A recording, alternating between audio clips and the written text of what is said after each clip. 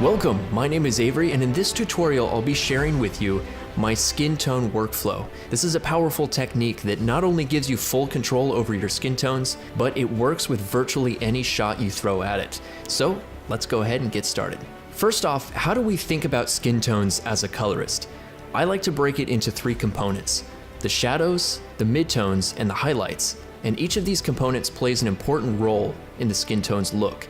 The midtones are where we add our base orange color, and this is actually going to be the same orange hue regardless of your actor's ethnicity or the rest of the color grade. For the shadows, we're going to add a little bit of a red color, and this will give the appearance of blood flow in the skin. This is a great way to control how lifelike or how dull your skin tones look, depending on how much of this red color you add. It's important to note here that the shadows and midtones are going to remain pretty much the same color, regardless of what you're doing with the color grade. And that's where the highlights come in. The highlights of the skin should take on the ambient light color in the scene. So in this example, I'm working with a teal orange color grade, and I have lots of blue ambient light in this shot. So I'm gonna add blue into my highlights, and you can see right away how it makes the skin look like it's part of that actual shot, but at the same time, it keeps our midtones and our shadows looking very lifelike and natural. What's so powerful about this technique is that all we have to do is change the color of our highlights to fit whatever color grade we're using for that specific shot. So let me show you how to set this all up inside DaVinci Resolve. Here's our shot, and we need to color correct this footage before we start working with our skin tones. I'll take my saturation down to 0, and I'll balance my luminance first. So I'll use the curves here, set my black point on the scopes, and get a little bit of contrast going in this image. I'll bring my saturation back up to 50, and then go to the RGB mixer page and turn up the red, green, and blue output, and that just saturates our image nicely. So now I'll add a second node and take care of some of the color cast issues. It seems like we have some red in the shadows. So I'll go to the primary bars, turn the luminance mix down to 0, and I'll start to bring some red out of the lift. Okay, that looks about right. I can also bring some green out of the midtones there. Great, so that looks good. There's before and there's after. Now we're ready to start working with the skin. So I'll add a new node, and we're gonna go ahead and qualify our skin tones. I'll grab the eyedropper tool and select our skin. You can hit Shift H to show your selection. Just gonna select those mid-tone colors right there, and then grab the feather tool and drag across the skin to blend our selection.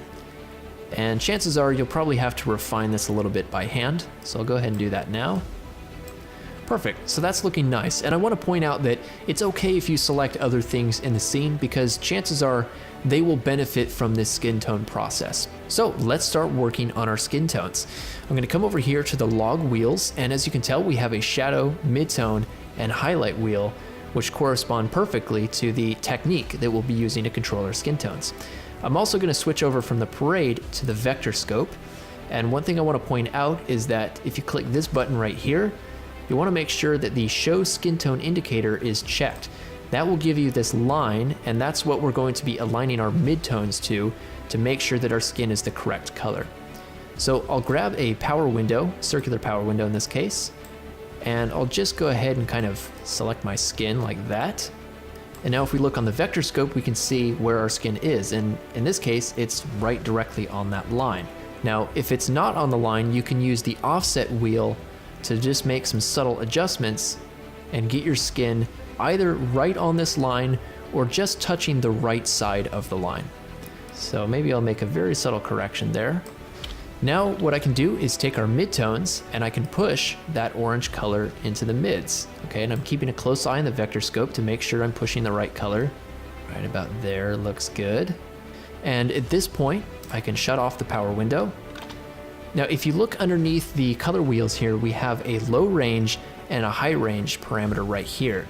And I'll show you how that works visually right now. So first thing I'm gonna do is set my low range, and I'm gonna do this by pulling it all the way down to 0. And essentially what this does is it allows our mid-tone color to extend all the way down into our shadows. So you can see our shadows are really taking on that orange color. So I'll bring my low range back up slowly to where we're basically just confining this orange color to our midtones.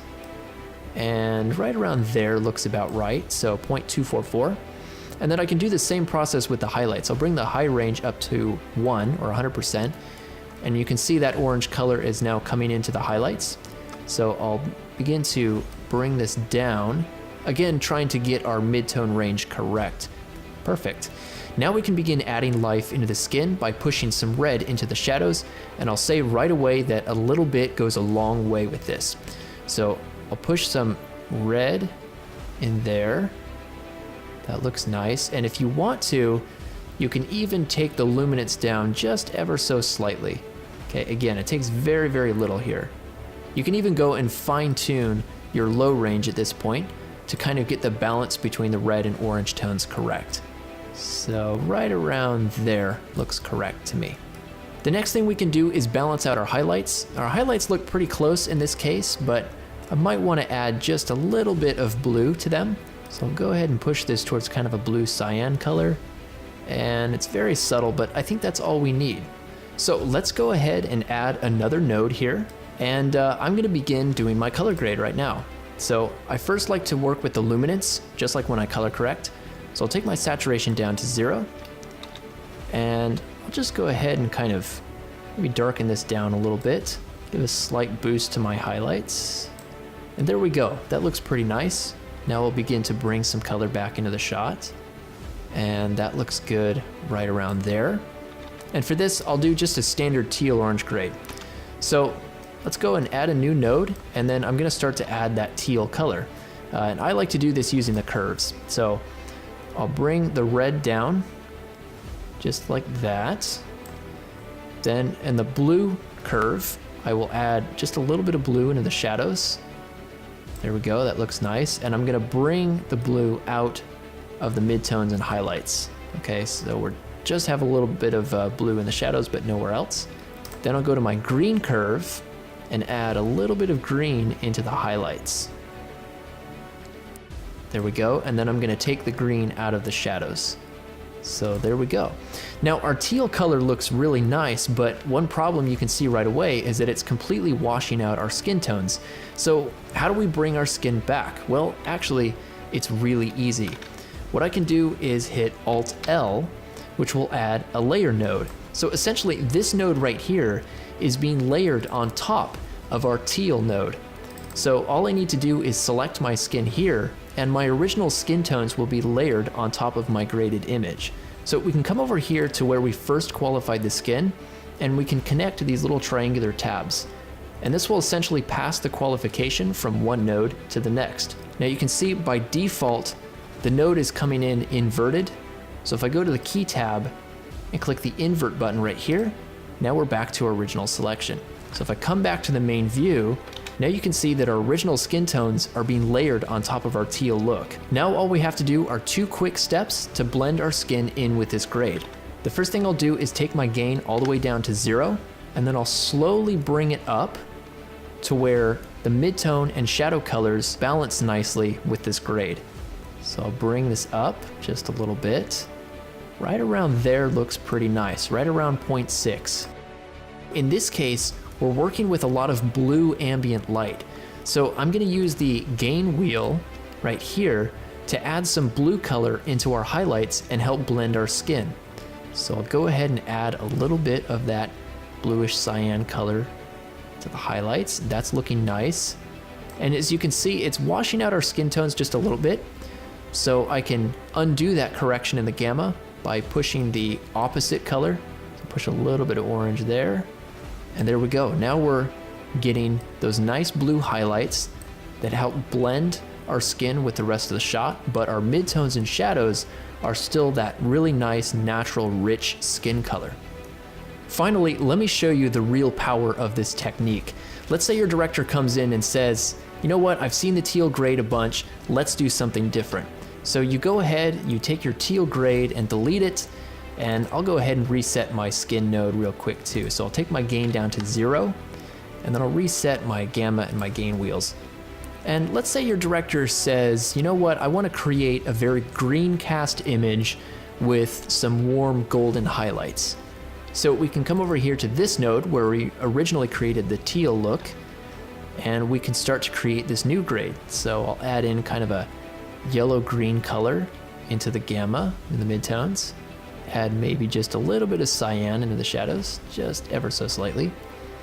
And then I'll add a nice, rich, warm, kind of golden yellow color into the gain. Okay, so obviously, as you can see, it's a very different look. But like before, our skin tones are kind of being washed out by the grade. Not as bad as the last example, but we still want to bring back our skin. So I'll go ahead and just like before, I'll select my skin node and start slowly bringing up the gain. So go ahead and zoom in a little more here. Slowly bring up the gain to where the midtones and the shadows right here in the cheek look correct. So right around there.